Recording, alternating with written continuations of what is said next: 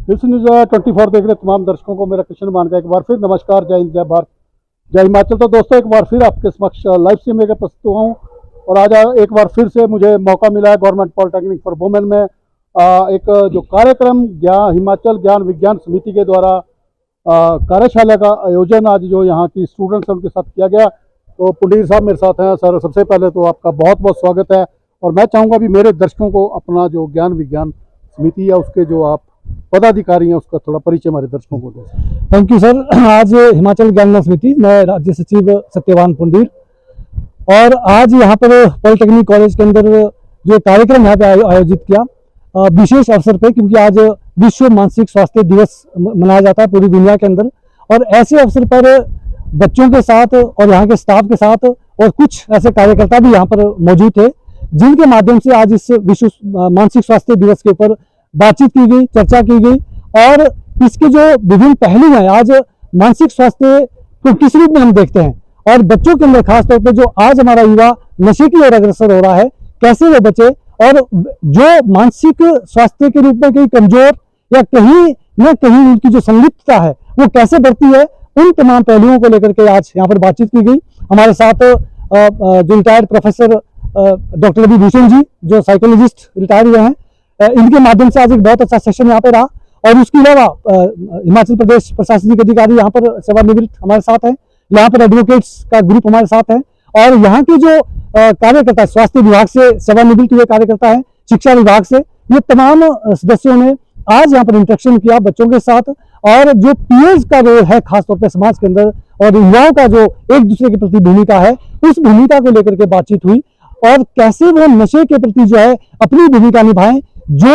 अपने आसपास या अपने नजदीक में कहीं भी अगर नशे के प्रति बच्चे चले गए हैं, उनको बाहर निकालने के लिए as a peer, as a सहयोगी उसकी भूमिका कैसे हो, तो पीयर मेंटरशिप कैसे बेहतर हो, उन सब पहलुओं पे बातचीत यहाँ पे हुई, चर्चा यहाँ पर हुई। और आने वाले समय के अंदर इस कॉलेज के साथ, विशेष करके जो पॉलिटेक्निक कॉलेज ये कंडाघाट का है, एक MOU साइन करने की दिशा में प्रयास हो रहे हैं। तो निरंतरता में कुछ ऐसे सेशंस और अलग अलग सत्र यहाँ पर आयोजित किए जाएंगे, जिसमें पीयर मेंटर को तैयार करने का प्रयास किया जाएगा।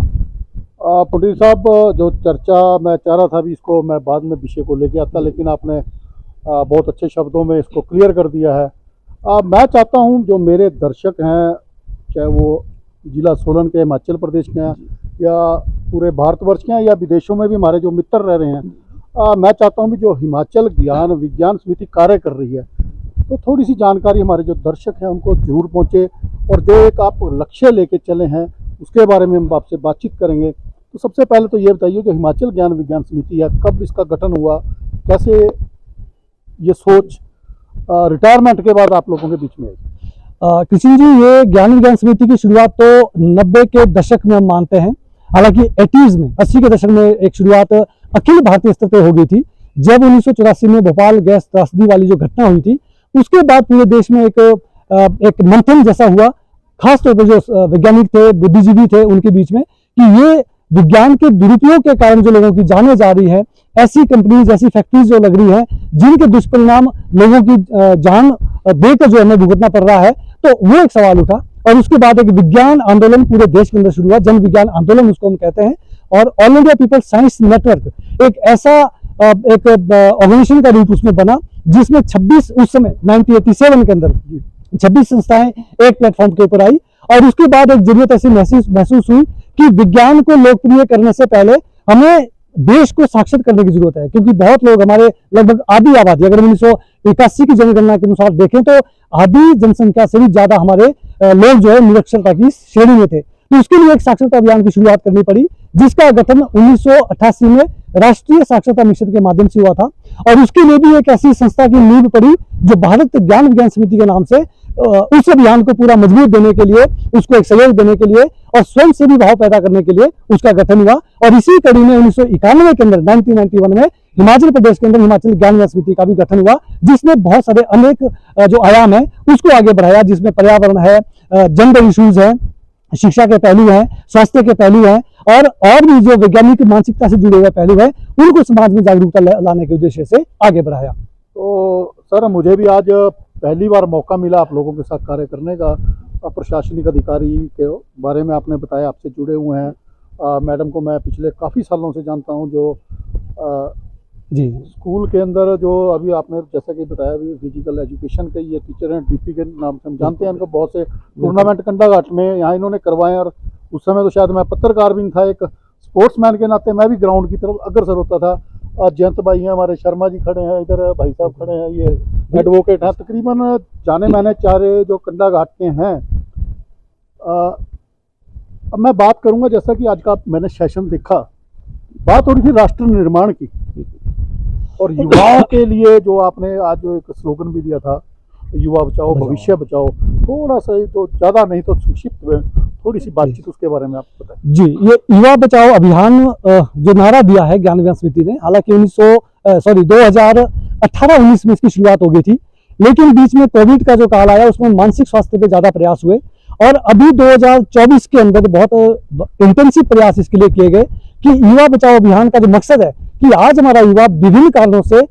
समाज की कुरीतियों के बीच में फंस रहा है, और नशा उसमें एक ऐसी कुरीति है, ऐसा बड़ी बीमारी है जो समाज को अपनी चपेट में ले रही है, और हम इसे एक पहले सामाजिक समस्या के रूप में देखते हैं, और उसके बाद जो आदी व्यक्ति जब हो जाता है, जब एडिक्ट हो जाता है, तब वो स्वास्थ्य और बीमारी का शिकार हो जाता है। तो इसे एक सामाजिक समस्या के रूप में देखने की जरूरत है, और इसे एक बीमारी के रूप में देखने की जरूरत है। तो इसीलिए समाज का जो दायित्व है, अगर समाज इसमें जागेगा, समाज इसमें जागरूक होगा, पूरे समाज का इसमें प्रयास रहेगा, तो नशे को हम समाज से खत्म कर सकते हैं। अन्यथा ये जो इसके पीछे जो सप्लाई चेन है, जो जिसका उद्देश्य बिजनेस का पॉइंट ऑफ व्यू से काम करना है, उनके लिए एक व्यापार का काम है ये। लेकिन अगर लोगों की मानसिकता, अगर लोगों की जागरूकता इसको ना इस्तेमाल करने की दिशा में आगे बढ़ेगी, जो हमारा डिमांड रिडक्शन की दिशा में प्रयास है, उसको अगर आगे बढ़ाएंगे और उसमें समाज इसमें जुड़ेगा, समुदाय जुड़ेगा, पंचायती राज संस्थाएं जुड़ेगी, हमारी सरकार और जो संस्थाएं हैं वो मिलकर के प्रयास करेगी, जो भी हो भी रहा है। और उसके लिए हिमाचल में एक अलग सा प्रयास हुआ है, जो Himachal forum against drug abuse,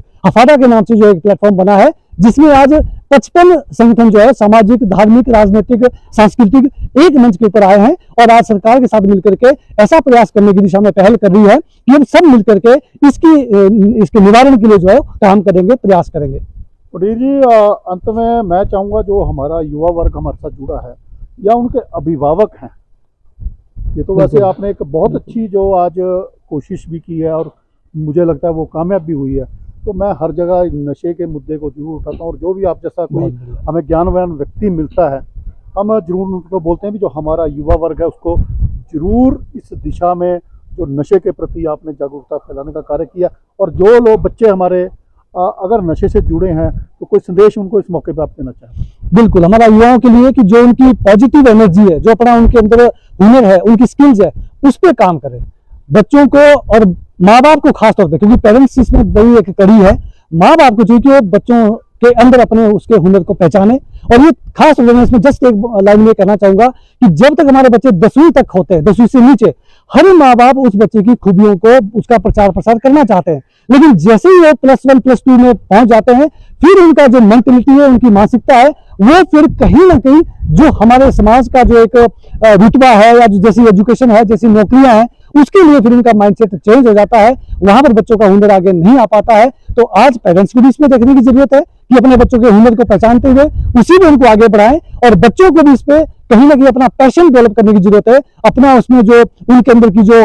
कहीं ना कहीं एक दृढ़ता है, जो उनके अंदर निश्चय है, उसको आगे बढ़ाएं, और अपने माँ बाप को भी कन्विंस करें कि हमें जीवन में क्या करना है। हम इसीलिए जो है वो कहीं बुराई की ओर तब जाते हैं जब हमारी भावनाओं के अनुरूप, हमारे स्किल के अनुसार काम नहीं हो पाता है। तो मेरा आज ये युवाओं से भी है कि अपनी एनर्जी को चैनलाइज करते हुए वो अपनी सकारात्मकता जो है वो समाज के अंदर पैदा करे, उसको बढ़ाए, उसको आगे लाए। पुंडरी जी, बातों बातों में एक बात और निकल के मेरे दिमाग में, जो भी आपने बात युवाओं के लिए कही,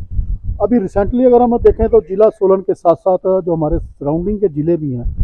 एक बहुत बड़ा जो स्ट्रेस हमारे युवा वर्ग लेके चला हुआ है। खासकर अभी आपने पेरेंट्स की बात करी है, 10वीं तक बच्चों को देखें किस प्रकार के स्किल उनके अंदर हैं, लेकिन हम जब बच्चों को आगे भविष्य के लिए पढ़ने के लिए भेजते हैं, तो एक स्ट्रेस ला देते हैं कि उसके ऊपर परसेंटेज का।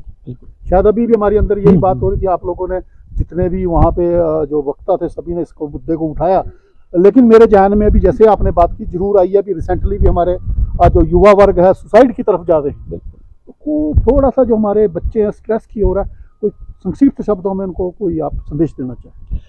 स्ट्रेस हमारे जीवन में इसलिए आता है कि जो हम परफॉर्म करना चाहते हैं, जब हमसे नहीं हो पाता है, या जो अपेक्षाएं हमारे समाज द्वारा, हमारे माता पिता द्वारा और हमारे जो रिलेशंस हैं उनके द्वारा जो अपेक्षाएं की जाती है, जब उस पे बच्चे खड़े नहीं उतर पाते हैं तो कहीं ना कहीं उनका झुकाव जो है वो स्ट्रेस के अंदर चला जाता है और स्ट्रेस धीरे धीरे बढ़ता है, चाहे वो नशे की ओर, चाहे आत्महत्याओं की ओर, क्योंकि आत्महत्याओं की भी एक बड़ी संख्या में हमारे देश के अंदर होती है। तो आज जरूरत है हमारे समाज को सामूहिक रूप में जागने की, और ऐसी वैल्यूज, ऐसे जो हमारे ओपिनियन लीडर्स हैं, हमारे मेंटर्स हैं, उनके माध्यम से भी इस तरह के संदेश और बच्चों के अंदर की जो प्रतिभाएं हैं उनको उभारने की आवश्यकता है और उनकी ऊर्जा को एक राइट डायरेक्शन में चैनलाइज करने की आवश्यकता है। तो शायद हम इसके